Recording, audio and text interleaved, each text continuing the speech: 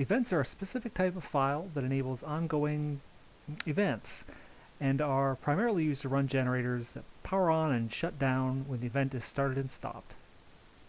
Here's an event file. It's fairly simple. Generally, you're not going to be doing much here except for changing the name. You can also change this property here, the state, from 3 to 4. State 3 means that when the server reboots, the event is turned off by default, so that you have the opportunity to turn it on whatever you choose. If I put 4 here, that means when the server reboots, the event is on by default. So it's running right as soon as the server starts again. So let's go ahead and rename this event. Change this to Shreth event. And I will go ahead and change the file name as well. Basically, that's all you really need to do with an event file. You're going to want to create a folder called events in your server content SQL folder, and then you'll place the events that you create in here. It's important to note that there is no way, that I know of anyways, to hot load an event. So when you're working, making weenies, and you create an event, you're going to have to reboot your server for it to load. So here we are with our Shreth generator again. This poor thing's been changed an awful lot so far. We're going to change it some more. We're going to add int142 generator time type, and we're going to input a value here of 3. This means event, and this value here means event generator. There are a couple other values that you might use in the event generator time type. 4 and 5 are night and day cycle respectively. If you've ever wondered how the Empyrean graveyard in End of Retail works, it's with night and day generators. We need one other property for an event generator to work. It's this string property 34 here, generator event. So put Shreth event in here. I went ahead and rebooted my server so it would load the event, and I placed an instance of the Shreth generator, and as you can see, it is doing nothing, which is exactly what we'd expect because the event is not on. And we can tell that the event is off by this command. Do @event status Shreth event. It says game state period off. It means it's off. So let's go ahead and turn it on. We can do that by @event start Shreth event. There will be a slight delay from powering on an event generator, which is one of the reasons I don't use them as often as I might otherwise in custom encounters. There you go. So if we're tired of this event, we can try stopping it with @event stop Shreth event. It says event stopped successfully. What we're going to see, however, is that the Shreths remain because we have another property we need to add to the event generator if we want them to disappear. So in order to clear the spawns after we've shut down the event, we're going to need this integer property 145 generator end destruction type. We'll put 3, which means to kill because we're using monsters. So I went ahead and loaded everything and started the event. I'm going to shut it down so that we can see. Event stop Shreth event. Again, as with the power on, there's a bit of a delay with the event shut down before the creatures are destroyed, which is another reason I usually prefer not to use them. Oh, there they go. They're all dead. I prefer not to use them when I can avoid it. Another reason, of course, is that when they kill themselves, it says kill by misadventure, and they leave a corpse, and so if they've dropped in treasure, people can loot it. So it's not the cleanest thing. I do believe there's another setting that lets you possibly destroy them. I gave that a try, where they delete themselves. It wasn't working. I don't do a whole lot of work with event generators, so it's possible that there's a setting that does this a bit more cleanly. So you've seen that there are admin commands where we can start and shut down events, but there are also ways we can do this with emotes. Here we are with our Drudge Skulker. What we can go ahead is give him a scream emote. Start event, Shreth event, and then we'll give him a death emote. Stop event, Shreth event.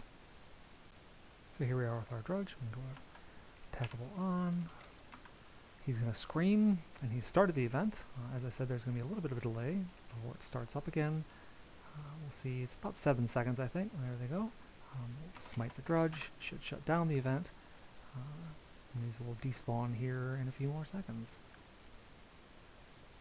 There they go.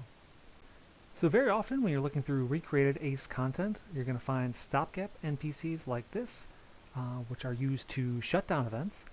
They're often directly on an event generator of their own for that same event that they're going to control. So when the event starts up, they spawn, they do delay, and then shut down the event so that it ends cleanly. I've added him to this generator here, and so we'll go ahead and spawn a drudge to start the event.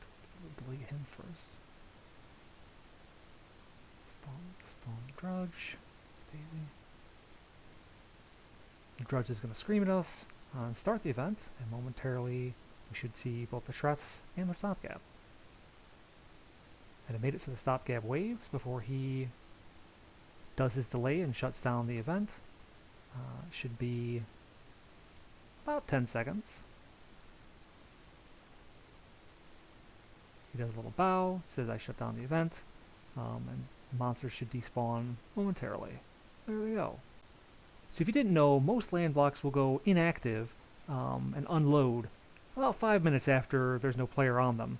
In which case, if we had this stopgap on that same land block with the event generators, he would unload as well, and it would cut him off in the middle of trying to do his emotes to shut down the event. So one of the things we can do is place him on a land block like Toe, which is kept alive permanently. You'll find a lot of stopgap generators there, so that's one option. Another weak choice we have, and it has value outside of just keeping stopgaps up for event shutdown, is a landblock keep alive. This is landblock keep alive. There's really nothing special to it except for one property. It's this property 54 bool. True is dynamic. This is what basically keeps a landblock alive indefinitely when this is on the landblock. So generally what we see is we see a landblock keep alive and a stopgap for an event nested on the same generator. So when the event starts, both of those spawn. The landblock never gets shut down until the event is shut off, and the keep alive is destroyed with all the other monsters and such. So as I mentioned before, the delays on startup and shutdown make event generators a little unsuitable if precision timing is important and some sort of scripted encounter that you're working on. So I generally don't use them, but they're still pretty powerful because they can drive events and generators all across the world, like the Airlength quest events that cause the other mountains, the calderas at Mount Leith and Mount Esper, and by Crater Village, to spawn their hellfires and various flame effects and other monsters, and it's neat stuff. It can be used effectively. The fact that they give you control across land blocks in a way that things like local signal don't makes events indispensable depending on what you're doing, but they're not necessarily for everyday use. There's one last thing I wanted to show you before we finish our video. We do have a couple of other emotes that we can use with regards to events. We can inquire events. So we can do inc event, shreth event, and it goes different here than quest. It's event success or event failure. And there you go. It works the same way as inquiring a quest. It just inquires whether or not the event is active. If it's active, you get your success condition. If it's inactive, you get your fail condition. A bit of a shorter video. I think most of them from here on out are going to be, which will be easier viewing for you, I'm sure. But we've covered all the really major topics, I think, so far. We'll be introducing some new stuff, but you've got the bulk of the material, I think, right now. So thanks for watching.